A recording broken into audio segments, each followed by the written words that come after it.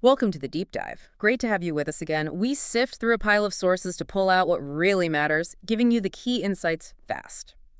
Today we're digging into Palantir Technologies, ticker PLTR. We've got some interesting material on their recent market moves, and our goal is to help you quickly understand the main points. Exactly. Palantir, PLTR, it's definitely a name that gets a lot of attention, lots of activity recently, and we want to cut through that noise for you, help you see the key forces, the good, and maybe the risky. Okay, let's unpack this then. Sources show some real positive momentum lately. What's been driving that excitement?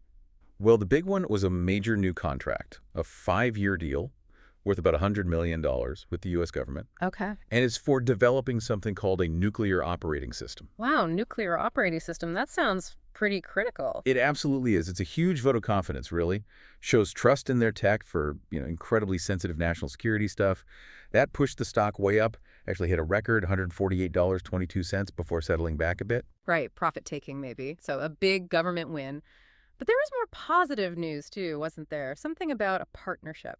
Yes, exactly. They expanded their partnership with Accenture Federal Services. Accenture, huge global player, deeply connected in the federal space. So Accenture can help Palantir's AI platforms get into more U.S. agencies faster, like a force multiplier. Precisely. Accenture brings the connections, the implementation teams. It helps Palantir scale across the government much quicker. That news gave the stock another nice little bounce, maybe 4 or 5%.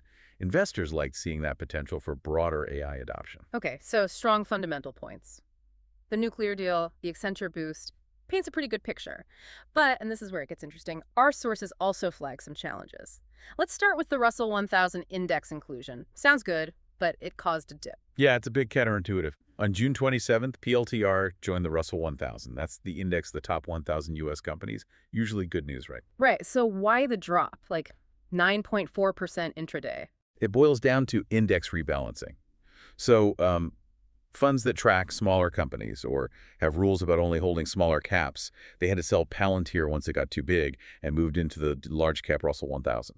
So it wasn't about Palantir's performance. It was automatic selling by certain funds because of their rules. Explains the huge trading volume jump plus 73%. Exactly. That huge volume spike is the evidence. It was a purely technical adjustment, not a reflection on the business itself, just market mechanics causing some short-term, well, pretty sharp volatility. Okay, a technical glitch, but Yeah. beyond that temporary drop, there's this ongoing debate our sources mentioned about Palantir's valuation. What does that mean for you, the listener? Why the concern? Right. Valuation is key. Basically, is the stock price justified by the company's actual business? For Palantir, the worry is it's just very, very expensive by standard metrics.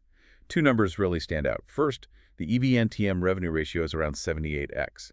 That means its total value is 78 times its expected sales for the next year. That's really high. Many good tech firms trade at a fraction of that. 78 times next year's sales, okay. And second, the forward PE ratio, price to earnings, is about 246x.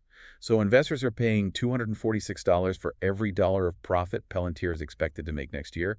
Again, hugely inflated compared to maybe 30x or 40x for a typical growth company. Wow. 246x PE.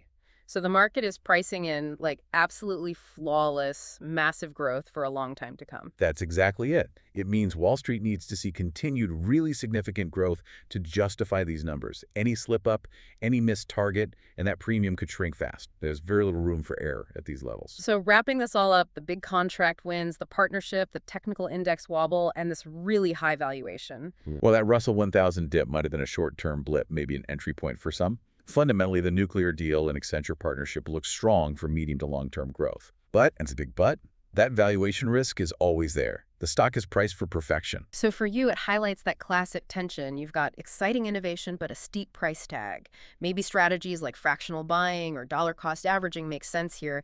And you absolutely need to watch if those big contracts turn into real revenue and profit growth over time. That's the crucial part. And it leaves you with a key question, really. When you see amazing potential but a sky-high price, how do you balance that excitement with the risk? Is the promise enough, or is the bar set just too high? Something to think about.